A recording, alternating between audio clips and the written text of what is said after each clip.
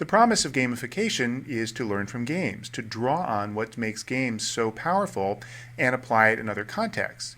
So it's a fair question to ask whether gamification can, or in fact does, actually accomplish that. And there are many who argue that it doesn't. This criticism goes by the name of Pointsification, a term that was coined by Margaret Robertson, a British game developer, in her blog Hide and Seek. And in her original post back in 2010, what she argued, and what many others have since developed in other ways, is that gamification is about taking the thing that is least essential from games and representing it as the core of the experience. In other words, gamification relies just on the surface aspects of games, the mechanics, the other game elements. And what she says is that's not the important stuff. That's not the part of games that makes them wonderful, that gets people to play, and that stimulates that powerful set of motivational aspects that we've talked about in the course. So what she says is, as she goes on in the post, effectively gamification is an inadvertent con. It's genuine. It's trying to take something valuable from games, but it's taking the wrong thing. And in so doing, it's inadvertently misleading people. It's suggesting to people that what's great about games is that they have things like point systems and leaderboards, when in fact that's not what's central and important about games at all. And there's a great deal of bite to this criticism. As we've talked about, many gamified systems rely principally on points, badges, leaderboards, and a few other surface-level game mechanics. And while that may have some valuable effect, and we can link them to other sorts of activities like loyalty programs, they don't necessarily produce the sense of true engagement and the sense of intrinsic motivation that's so important to really changing behavior and to really producing sustained results in ways that are beneficial for people who are involved in the system. So there is a legitimate criticism here around pointsification, but to my mind it's one that can be addressed by thinking about gamification more broadly. As I've talked about, there really are two streams of work that feed into gamification. The one that Robertson and the other critics are talking about when they label it pointsification is entirely on the behavioral side. And it's the shallower aspects of applying those behavioral techniques through gamification. Again, predominantly using simple mechanics like points and leaderboards and thinking that they can just be slapped onto processes and produce results. I would certainly agree that that's limiting and that doesn't produce the same kinds of powerful results that we can see from games, but gamification, at least appropriately thought of, is much more than that.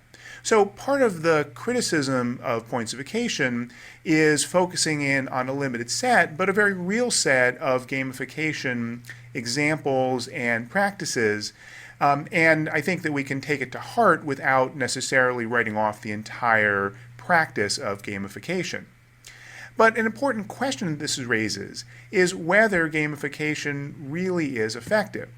Robertson, as a game designer, was concerned about gamification having the effect of belittling games. That if people started to think, oh wait, games are just about points and badges and stuff like that, and those really aren't that effective, so therefore games must not be that interesting or powerful either. As a game designer, that was her concern. She wasn't particularly concerned about gamification as a practice. But those of us who are in the gamification field certainly are. And so it's worth asking whether if gamification reduces to pointsification, then that means that it won't produce the kind of sustained, important, deep engagement that's necessary to drive real business results and real behavior change. And the challenge here is we don't have a tremendous amount of research. In this course, I've given you many different examples, some anecdotal, some involving data points, but we don't have yet significant empirical research systematically looking at different forms of gamification and the results that it can provide in the enterprise, in external marketing context, in behavior change context. There are social scientists, people like my colleague Ethan Mollick here at the Wharton School, who've started to do research in this area. And I think that we'll see research start to come about that informs gamification practice, but up to this point, it's limited. I think there's enough examples, again, we've seen many of them in this course, that suggest that these techniques are valid and can work if designed and applied appropriately. But we don't yet know as much as we need to about what the data really show in large-scale practical deployments. The second issue that this comes to is that gamification, if it does reduce to pointsification, if most of the time, or at least some of the time, it turns out to just be about using these shallow elements, there's a very real risk that engagement may spike initially, but will then decay. That people may feel that initial boost from the surprise or the activity and engagement loops of feedback, but ultimately, if they're just driven by those behaviorist rewards or just driven by the surface level mechanics, they'll get bored. And that won't produce an enduring response. That's, I think, a fair criticism and something to be aware of in designing gamified systems, and yet another reason not to just stop by thinking about these simple points-based mechanics. The third aspect of this is one that we've already talked about, which is the potential for crowding out or overjustification. So if, in fact, gamification becomes just pointsification, then it falls victim to all the dangers of extrinsic rewards that I described in some of the psychology sections. All of this together is what has led Kathy Sierra, who's a noted author and speaker around interaction design and programming in other areas. She has been a frequent critic of gamification and has labeled it, I think, very powerfully as the high fructose corn syrup of engagement. And what I think she's saying there is, first of all, that it takes the richness, the real organic value of games and of human engagement and reduces it down to something very simplistic and very shrill. And that it's something like corn syrup, high fructose corn syrup, that seems great because it's sweet and cheap, but that as we learn more, turns out to potentially be harmful for us. In the sense here that if we rely too much on these simplistic, external reward-based systems, that it will push people away from the true intrinsic motivation, love of the activity, love of the task, love of the process, that is what should ultimately be driving them. And as with the pointsification critique more broadly, this is something that's worth taking into account. Now, again, I tend to think that it's not a fatal critique of all of gamification for the reasons that I described in the course, but it's something that you should always have in mind when designing systems and always try to think about how to avoid sliding down that path where, in fact, what you're doing is not gamifying, but just applying point systems or applying game mechanics and other game elements in situations where they're not truly appropriate. So let's turn back to the Foursquare example. Foursquare, in many ways, was a tremendous success story for gamification.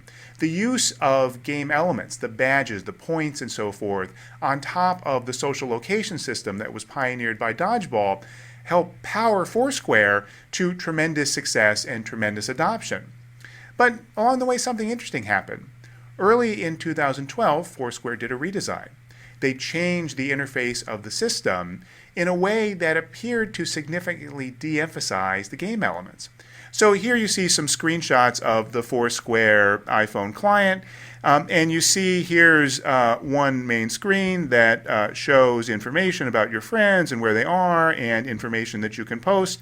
And you notice not a lot of game elements actually there. And here's the screen showing your friends where they've checked in on the map. Again, the game elements aren't that prominent.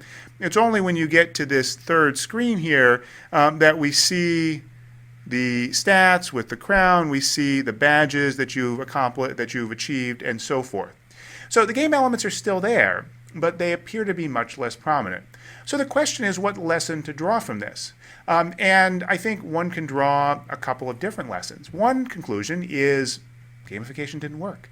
The game elements either didn't actually produce business results, or maybe they did for a while, but then people got bored, people got tired of them. The badges just became something silly and not something that really motivated people to want to check in and participate in the service.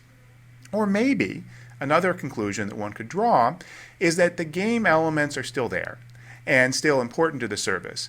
But it was much more important to make them prominent during the early days when Foursquare was trying to grow, trying to get out of that trap that I described early on, where there was no reason for people to check in if their friends weren't checking in. And there were no real super users who had a motivation to go and check in all the time in certain locations and post information. So perhaps the game elements were particularly important during that growth phase for the company. And now that it's reached a critical mass, where the key is monetization and building out off of the large number of users to real rich informational and social value that people can extract out and that gets people to put more deep information into the system, maybe at that point the point, badge, and leaderboard type game elements are less central. So you can decide whichever of those stories you think persuades you, or maybe some other story. But again, in thinking about gamification in practice, it behooves everyone to try to keep questioning whether this is a technique that's worth using. I think it's one that can be extremely valuable in many different areas, going from very lightweight systems to much more sophisticated deployments. But it's, again, not something that's useful for everyone and not something that's useful in every single case. So what are some implications to take away from this discussion? First, names are powerful. Much of the fire behind the criticism of gamification from game designers hinges on the word gamification, because it implies that this is about games. And I think if you think about it broadly, as I've talked about, it is. It involves using many different aspects of games and many different aspects of game design practice. But it's true that if gamification is just pulling out points and a few other mechanics, then it's something substantially less than the full panoply of richness that games entail. So names matter. The problem is names are memes, and gamification is the meme that is stuck. Maybe eventually it will go away or change into something else, but for now it's the word that gets used for this practice. Second point is bad gamification is bad. So it's true that if gamification just uses points, badges, and leaderboards, especially if it does it in a very shallow way, and certainly there are many examples of that today, that it's going to be limited, it's not going to produce sustained engagement, and it may in fact be harmful. It may in fact produce the kind of backlash, the crowding out effect that we described in the discussion of behaviorism and psychology. Third point is that there's more to games than gamification. So games do involve many other aspects beyond the ones that we talked about in this class, and there's more to gamification than games. Gamification draws upon areas like psychology and design and business practice and social media in many ways that go beyond or go in different directions than game design, and that's fine. That's one reason it's important to keep straight whether we're talking about games, including, for example, serious game design, or talking about gamification where the goal is to apply to some non-game context. And final lesson here, caveat ludor. Let the gamifier beware. Make sure to always keep in mind the difference between gamification and pointsification and to recognize the bite that that criticism has.